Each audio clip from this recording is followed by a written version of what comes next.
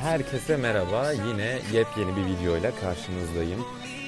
Bu videomda aslında bir challenge'ı kabul etmek mi denir, yoksa ortaklaşa bir çalışma mı denir bilmiyorum ama çok içtenlikle Petsuyan TV diye okumak istediğim ama dümdüz Turkish English'le Patsuan TV diyeceğim bir Sims video içerik üreticisi arkadaşımla ortak bir ev çalışması yaptık ve bu challenge'ımızda evin dış tasarımı tamamıyla kendisine ait, iç tasarımı da tamamıyla bana ait.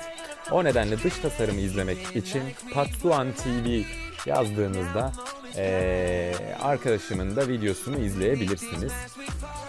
Ben ne yaptım? Bu ev için belli koşullarımız varmış. Bu Şarkı Felek Challenge diye geçiyor galiba ve normalde challenge'larla aram çok iyi değil. Hatta direkt olarak kendisinden öğrendim. Evin kuralları şöyle, 5 tane simimiz var, bir tane evcil hayvanımız var. İşimi kolaylaştırmak için 2 evcil hayvan değil, bir evcil hayvan yaptığını biliyorum ama eve baktığınızda evcil hayvana dair hiçbir şey koymamışım. Daha neler neler. İşte ranch tipi bir ev galiba. Ranch tipi olarak söylemem gerekiyor. Tam olarak emin olmasam da. Bu da tek katlı ev anlamına geliyormuş. Bunun dışında da bir de evimizde stüdyo sanat odası olmalıymış. Ben aslında bu evde birazdan da videoda göreceğiniz üzere sanat odasını bir odayla iç içe yaptım. Ama nasıl oldu? Kurallara uydum mu? Ne yaptım bilmiyorum ve 35.000 simelon, sanırım simelon diye okumam gerekiyor. Bir bütçemiz var. Şurada muallakta kaldım.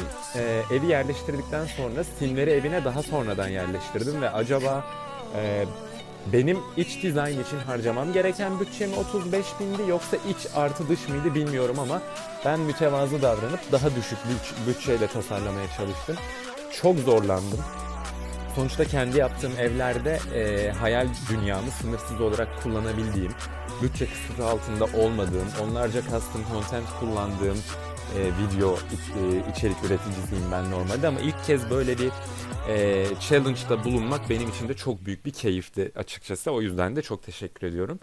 Bunun haricinde her zaman olduğu gibi ben evlerimden çok konuşmayı sevmediğim için ara ara evlere değineceğim, ara ara hayatıma değineceğim. Son videomda aldığım yoğun ve hiçbir şekilde anlayamadığım en yakın arkadaşımla çekmiş olduğum videodan dolayı da kendime göre, yani kendime yetecek kadar bir rağbet gördüğüne inanıyorum videonun. O yüzden de izleyen herkese, abone olan, beğenen herkese çok teşekkür ederim. Kısa bir videomuz olacak, o yüzden çok uzun konulara giremeyeceğim galiba bu videoda. Oyun ağırlıklı da konuşma ihtimalimiz olabilir. Yani şurada gösterdiğim çabayı gerçekten tavuklara kümes yapsam daha iyi bir şey çıkardı. Yani ben yaptığım şeyden çok memnun olmadım ama zaten işin en önemli kısmı bu sefer estetikten ziyade biraz daha eldeki mevcut şeylerle olabilecek en iyiyi gösterebilmek. O yüzden çok düşük bütçeyle bu kadar çıktı. Salondaki plazma için mesela bir tane yatak odasını atlamış falan olabilirim yani, ama bunlar da yerde yatsın bile demiş olabilirim. Evin en güzel kısmı banyo oldu tartışmasız benim için, çünkü bolca custom content kullandım ve çok anlamsız bir şekilde çok geniş bir alan ayırmışım. Yani bu kadar geniş bir alan ayırmamız gerekir miydi bilmiyorum ama içimden nasıl geldiyse, nasıl doğaçlama geliştiyse öyle bir ev tasarladım. Kesinlikle içiyle ilgili bir öncesinde çizimdir, işte ayarlamadır, oda sayısıdır bilmem ne, hiçbir şey yapmadım.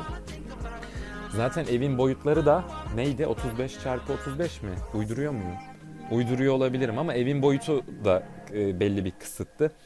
O yüzden çok ciddi sıkıntılar yaşadım.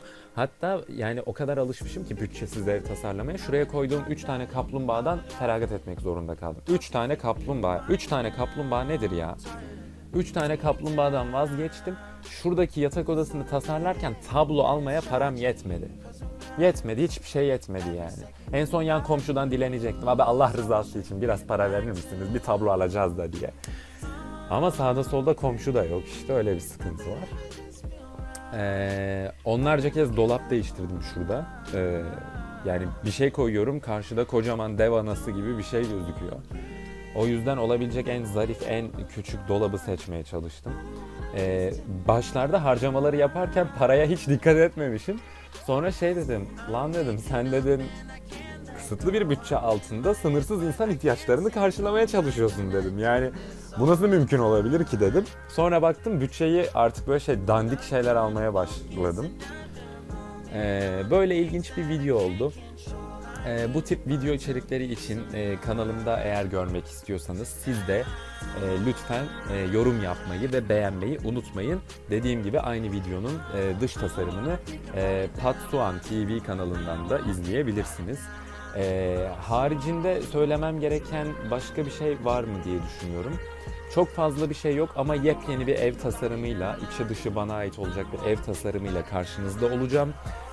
Önümüzdeki pazar günü diye umut ediyorum. Yani siz bu videoyu izlerken ilk pazar, yani muhtemelen 6 gün sonrası ya da cumartesi yepyeni kendime ait bir tasarım evle karşınızda olacağım. Ayrıyetten de tray folder dosyalarını ben normalde kendi tasarımlarım için paylaşıyorum. Ama bu video içeriğiyle ilgili ne yapacağımızı hiç sormadığım için konuyla hiçbir alakam yok. Sebebini anlayamadığım bir şekilde bu sanat stüdyosu kısmını işte odayla iç içe yaptım vesaire. Odaya kolonlar koymuştum estetik gözüksün diye ama fotoğraf çekimini ertesi gün yaptığım için kolon kendi kendine kaybolmuş. Nereye gitti en ufak bir fikrim yok.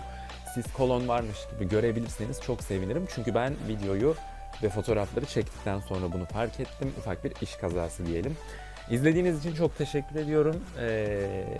Tekrar söylediğim gibi uyarılarda da içerikte de yazdığım gibi videoyu beğendiyseniz beğenmeyi ve kanalıma abone olmayı unutmayın. Öneri ve tavsiyeleriniz için de Instagram hesabıma bekliyorum. Hepinize iyi haftalar dilerim. Hoşça kalın.